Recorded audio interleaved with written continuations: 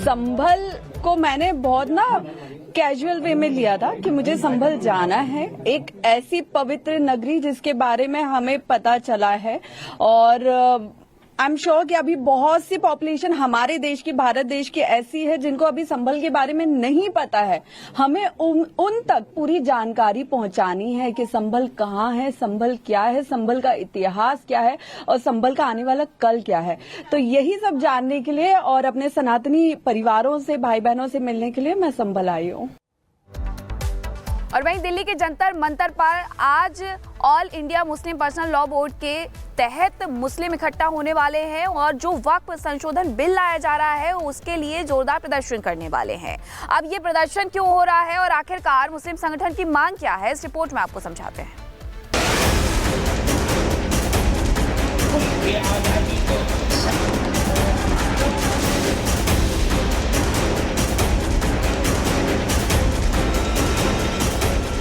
दिल्ली का ऐतिहासिक जंतर मंतर पर एक बार फिर विरोध की गूंज सुनाई देने वाली है। वक्फ संशोधन बिल का विरोध आज से all India Muslim personal law board की अगुवाई में हजारों मुस्लिम प्रदर्शनकारी सड़कों पर उतरने की तैयारी कर चुके हैं। वक्फ संशोधन बिल का विरोध थमने का नाम नहीं ले रहा है। अब दिल्ली के जंतर मंतर पर मुस्लिम संगठन हल्ला बोल की तैयारी में है।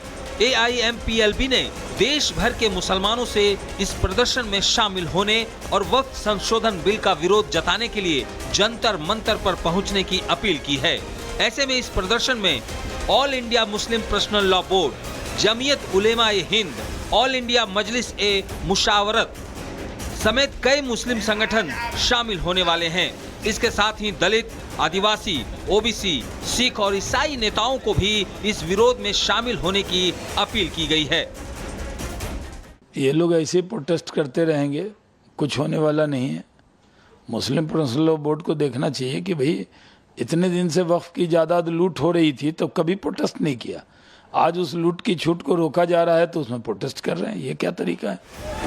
सरकार द्वारा संसद में पेश किए जा रहे वक्फ संशोधन बिल का मुस्लिम संगठन शुरू से ही विरोध कर रहे हैं।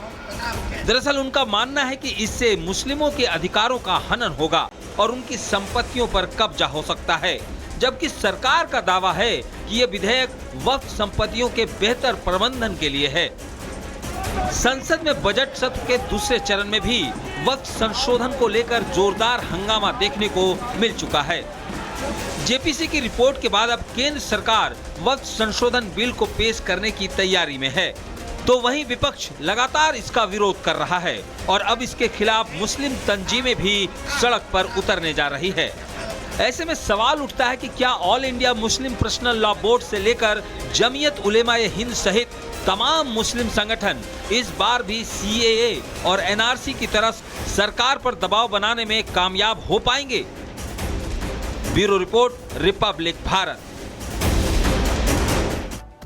और अब एक अच्छी खबर है, मिशन चंद्रयान 5 को केंद्र की मंजूरी मिल गई है। इसरो प्रमुख ने इस बाबत जानकारी साझा की है। तो बड़ी जानकारी, मिशन चंद्रयान 5 को केंद्र की मंजूरी मिल गई है। वी नारायण प्रमुख ने इस बाबत जानकारी दी कि केंद्र की तरफ से मिशन को मंजूरी मिली। बेंगलुरु में इसरो चीफ का पदभार संभालने के बाद एक कार्यक्रम में उन्होंने इस बाबत जानकारी दी है।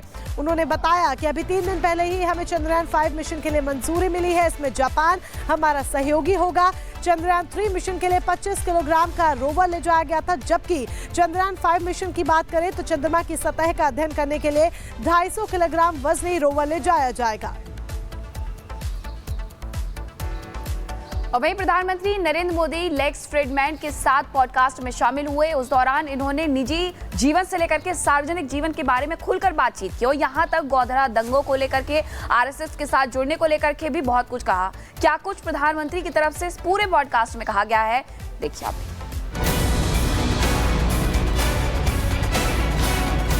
प्रधानमंत्री नरेंद्र मोदी ने अमेरिकी पॉडकास्टर लेक्स फ्रीडमैन के साथ एक विशेष बातचीत की। 3 घंटे से ज्यादा के इस पॉडकास्ट में पीएम मोदी ने अपने निजी और राजनीतिक जीवन, भारत में लोकतंत्र, भारत पाकिस्तान के रिश्ते, डोनाल्ड ट्रंप और शी जिनपिंग से लेकर गुजरात दंगे समेत तमाम मुद्दों पर खुलकर अपनी बात रखी। पीएम मोदी ने इस पॉडकास्ट में देश और राजनीति से जुड़े मुद्दों पर तो बात की ही, साथ ही उन्होंने तमाम वैश्विक मुद्दों पर भी अपना पक्ष रखा। डोनाल्ड ट्रंप के साथ शी जिनपिंग से दोस्ती और भारत चीन के संबंधों को मजबूत बनाए रखने पर जोर दिया। 2020 में जो सीमा पर जो घटनाएं घटी उसके कारण हमारे बीच स्थितियां काफी दूरी की बन गई, लेकिन अभी राष्ट्रपति श्री के साथ मेरा मिलना हुआ, उसके बाद सीमा पर जो चीजें थी उसमें नॉर्मल से आ चुकी हैं। 2020 के पहले की स्थिति में हम लोग अब काम कर रहे हैं।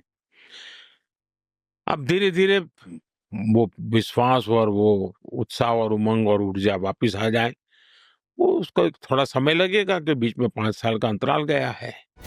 भारत के धुर विरोधी पाकिस्तान को पीएम मोदी ने विश्वासघाती बताया।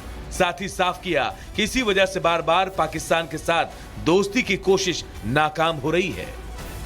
मैंने मेरे शपथ समारोह में पाकिस्तान को स्पेशली इनवाइट किया था ताकि एक शुभ शुरुआत हो, लेकिन हर बार हर अच्छे प्रयासों का परिणाम नकारात्मक निकला। हम आशा करते हैं कि उनको सद्बुद्धि मिलेगी और सुख शांति के रास्ते पर जाएंगे और वहां की अवाम भी दुखी होगी, ऐसा मैं मानता हूं कि वहां की अवाम भी ये नहीं चाहती होगी कि रोजमर्रा की जिंदगी जिए इस प्रकार के मारधाड़ लोही लुहान कट को।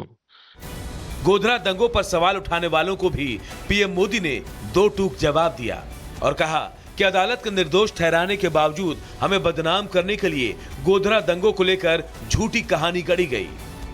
2002 से पहले गुजरात में 250 से ज्यादा बड़े दंगे हुए थे और 1969 में जो दंगे हुए थे वो तो करीब 6 महीना चले थे। अरे तब तो हम कहीं थे ही नहीं दुनिया के उस चित्र में। उस समय की मैं बताऊं, जिन लोगों ने गुनाह किया था उनके लिए न्यायालय ने अपना काम किया है। लेकिन सबसे बड़ी बात है, जिस गुजरात में साल में कहीं कहीं दंगे हुआ करते थे, 2002 के बाद आज 2025 है, गुजरात में 20-22 साल में कोई बड़ा दंगा नहीं हुआ। वहीं जब अमेरिकी पॉडकास्टर ने पीएम मोदी से आरएसएस को लेकर सवाल किया तो उन्होंने कहा कि संघ को समझना इतना आसान नहीं है। पीएम मोदी ने आरएसएस के उनके जीवन पर प्रभाव की चर्चा की और साथ ही देश के प्रति संघ के सेवा कार्यों और योगदान को भी बताया। उन्होंने कहा कि संघ जीवन को एक उद्देश्य और दिशा देने का काम करता है। Bureau report, republic Bharat.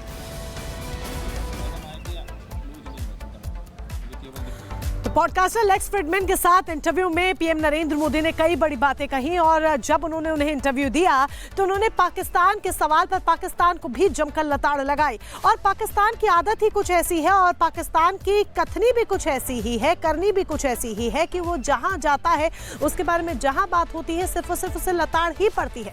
दरअसल पीएम मोदी ने कहा कि पाकिस्तान का नाम आतंक है और पाकिस्तान ने खुद ही भारत से संघर्ष का रास्ता चुना है।